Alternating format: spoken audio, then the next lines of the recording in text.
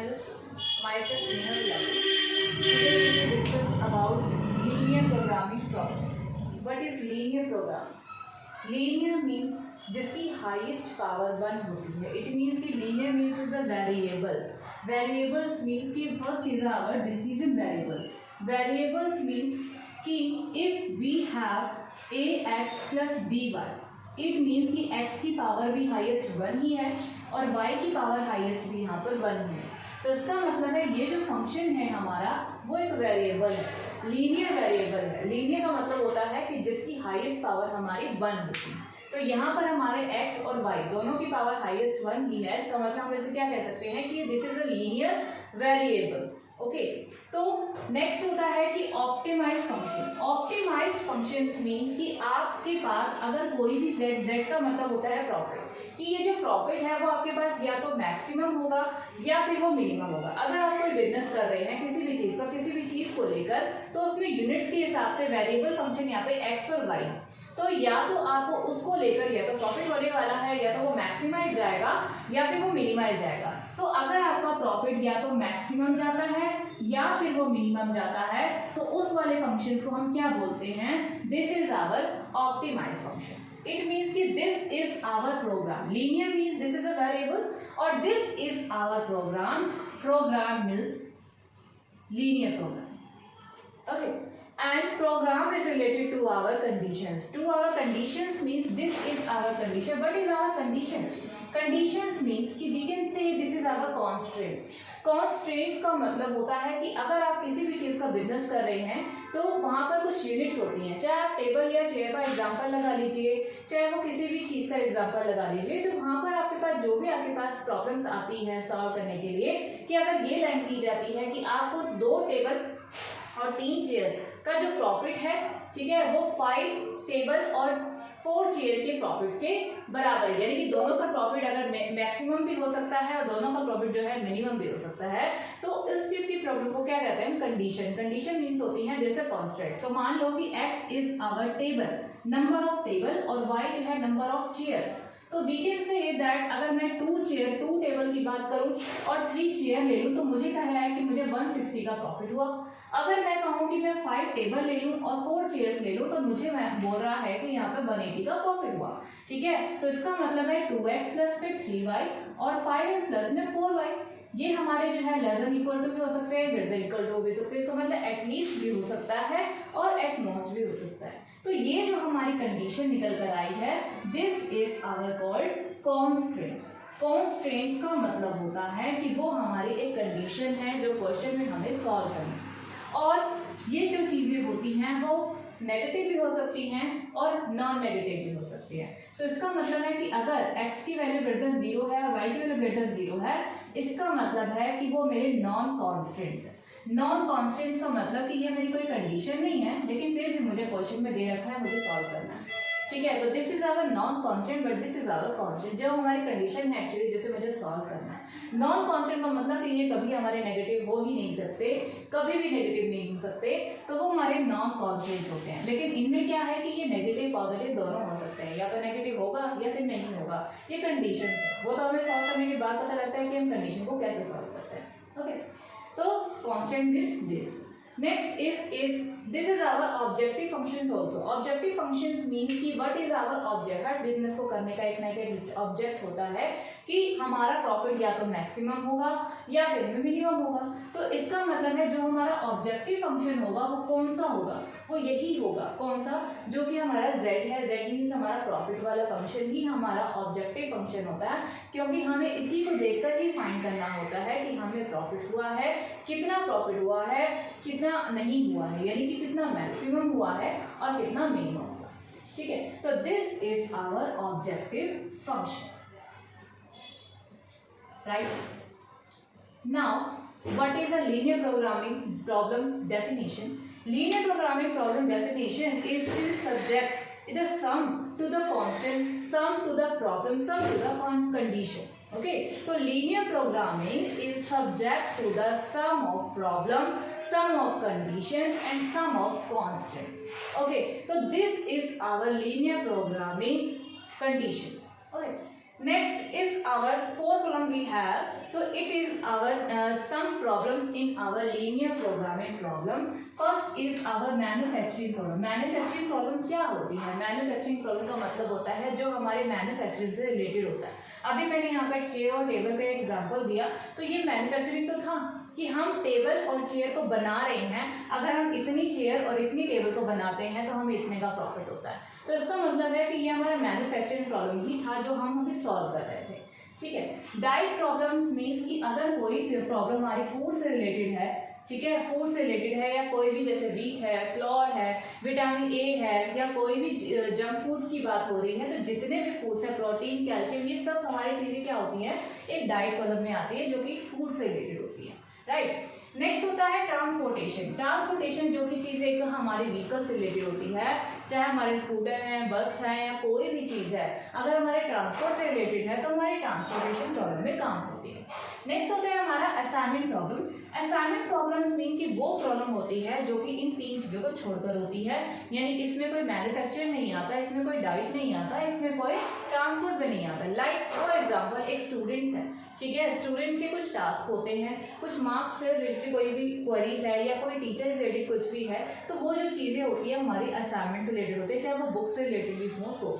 ठीक है. तो ये हमारी जो चीज़ें हैं, कुछ हमारे प्रॉब्लम्स हैं जिस प्रॉब्लम को हम सॉल्व करते हैं इस लीनियर प्रोग्रामिंग के अंदर. अब हम एक एग्जांपल के थ्रू ये समझेंगे कि हमें लीनियर प्रोग्रामिंग को सॉल्व कैसे करता है. Let's start the example. Okay.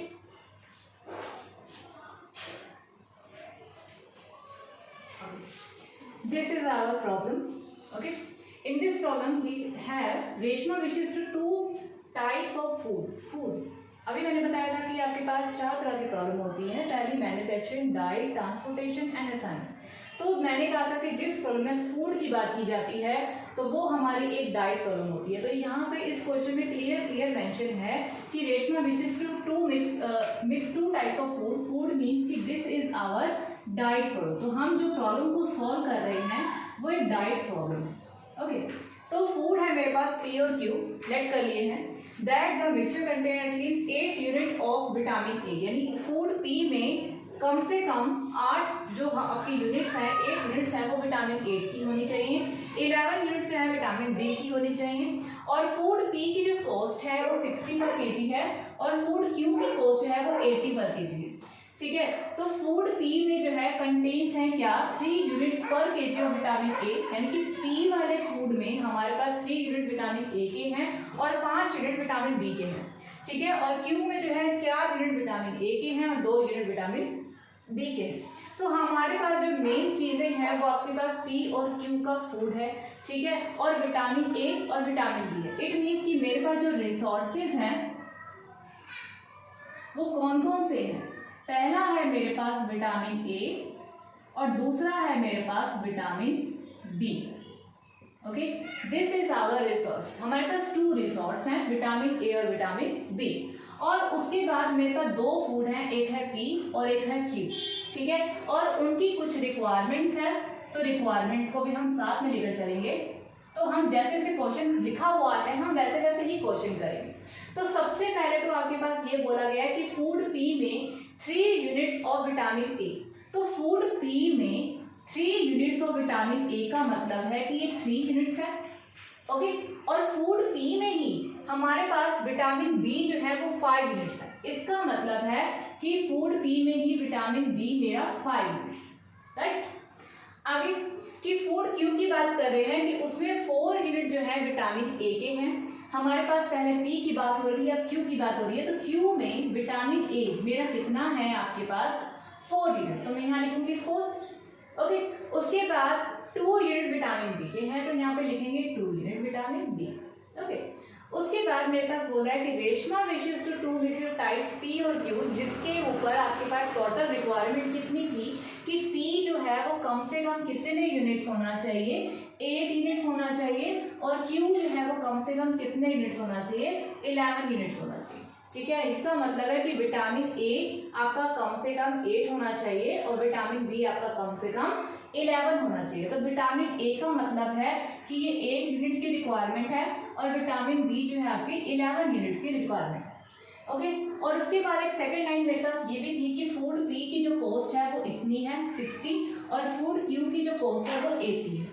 It means कि मेरे पास एक कॉस्ट का ऑप्शन भी है, कॉस्ट केजी है पर केजी, तो इसकी जो कॉस्ट है पी की वो कितनी है 60 और इसकी जो कॉस्ट है वो कितनी है 80। इट मीन्स कि जब कॉस्ट की बात की जाती है तो हम कोई भी प्रॉफिट या कोई भी हमारा लॉस फंक्शन आता है या मैक्सिमम मिनिमम कोई भी फंक्शन आता है तो हम कॉस्ट से रिलेटेड होते हैं कि जितनी ज़्यादा कॉस्ट होगी या प्रॉफिट ज़्यादा होगा कम होगा वो डिपेंड करता है। ठीक है, इसका मतलब जो कॉस्ट है इसका मतलब है कि मेरा जो वेरिएबल फंक्शन है वो क्या है 60, पी को मैंने मान लिया या कोई भी विटामिन ए की वैल्यू है x प्लस में 80 क्या हो जाएगा y। इट मीन्स कि मेरा एक वेरिएबल फंक्शन यानी कि जिसको मैं ऑप्टिमाइज फंक्शन बोलूंगी तो वो मेरा क्या है 60x प्लस में 80y।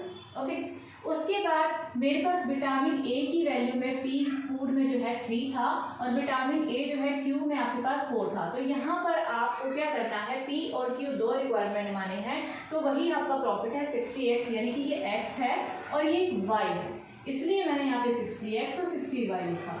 ठीक है, तो सेम एज यहाँ पे 3 है तो 3 इंटू एक्स और 4 इंटू वाई एंड एटलीस्ट का मतलब होता है कम से कम, यानी उससे ज़्यादा भी हो सकता है। तो कम से कम या ज़्यादा, कम से कम का मतलब होता है कि ग्रेटर देन इक्वल। ठीक है, और यहाँ पर भी यहाँ पे बोला गया है कि 11s का मतलब वो भी हमारा ग्रेटर देन इक्वल टू। इसका मतलब है 3 इंटू एक्स। इट मीन्स हमारी जो जो बन रही हैं कॉन्स्टेंट्स बन रही हैं, कंडीशंस बन रही है, ये हमारी कंडीशंस होती हैं जिनको हम कॉन्स्टेंट्स बोलते हैं। ठीक है, तो वो 3x प्लस में क्या है आपके पास 4y और इसकी रिक्वायरमेंट कितनी है एटलीस्ट 8। ठीक है, हमारी फर्स्ट हमारे कांस्टेंट यही है। सेकंड कांस्टेंट है आपके पास 5 विटामिन बी है, किसमें है फूड पी में, इसका मतलब वो भी हमारी रिक्वायरमेंट x है यानी वेरिएबल है। इट मीन्स कि 5x प्लस में 2 इंटू में y, it means 2y greater than equal to 11। This is our second constant.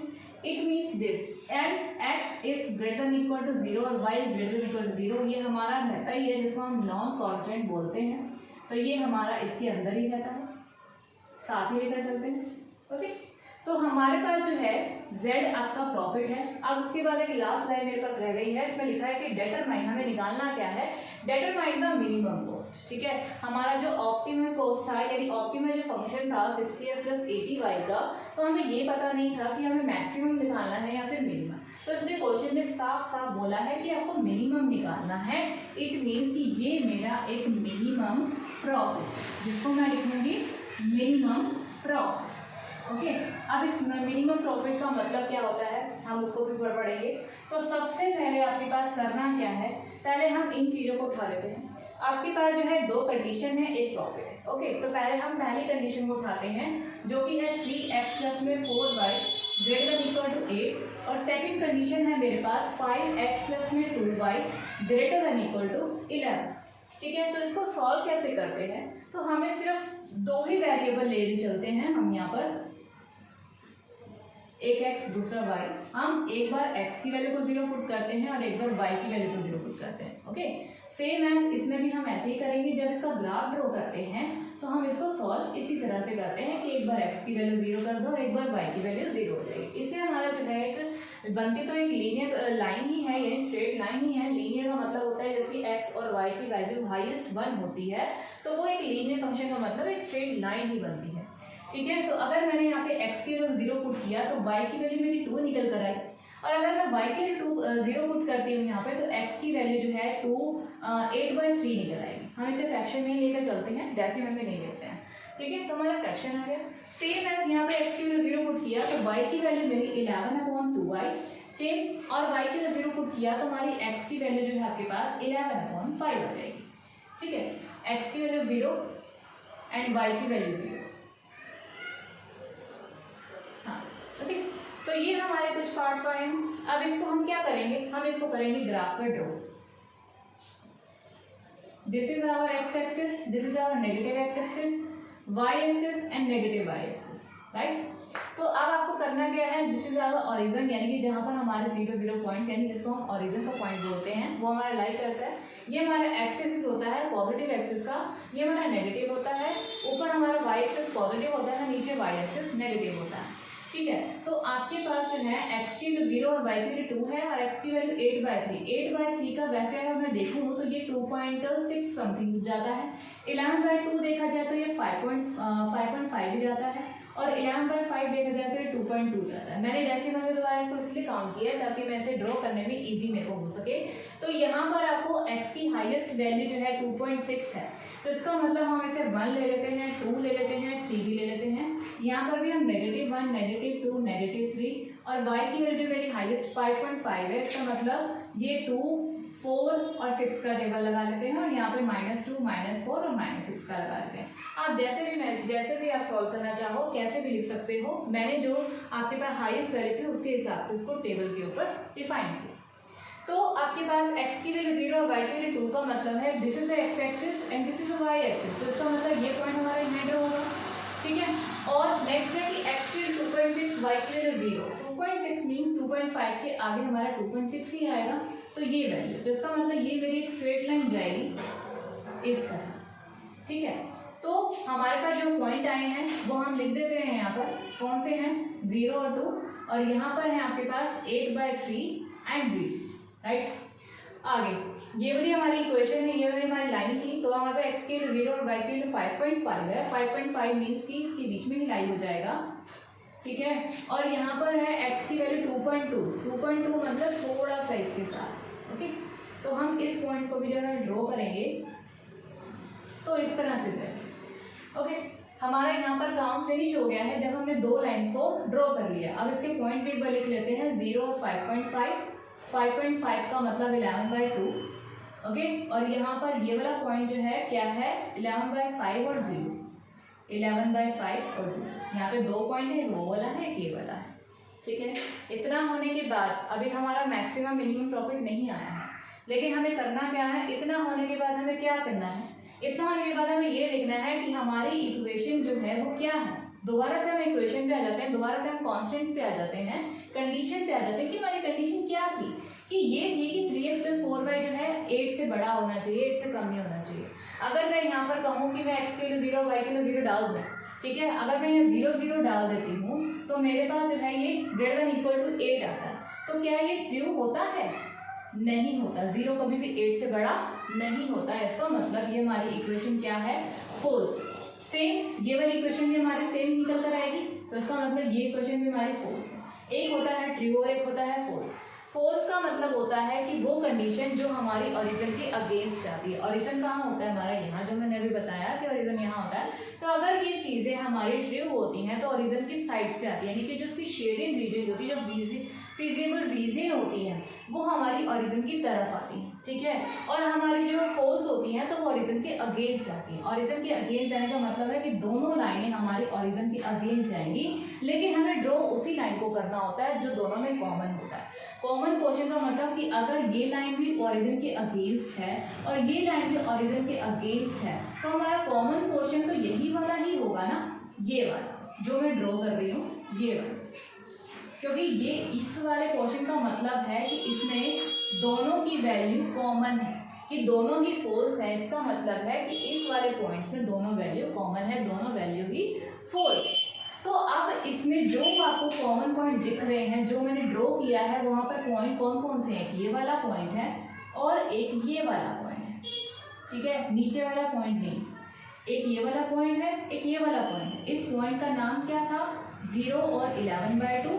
इस वाले पॉइंट का नाम था 8/3 एंड 0, ठीक है। और एक पॉइंट और भी है जो कि यहाँ पर ड्रॉ हो रहा है, मिड पॉइंट जिसको हम बोलेंगे दोनों का, तो उसका पॉइंट तो मुझे पता ही नहीं, इसका पॉइंट पता नहीं है। इसका मतलब है कि इन दोनों का जो भी आपका मिड पॉइंट आएगा, यानी कि जो भी इसको एलिमिनेट सॉल्व करके आएगा, वही इसकी वैल्यू आएगी। हम इसको सॉल्व करके जो भी लिखेंगे इसकी वैल्यू आ जाएगी। इसकी वैल्यू आएगी आपके पास 2 और 1/2। जो इसकी वैल्यू आएगी सॉल्व करके वो आपके पास 2 और 1/2 आएगी, ओके।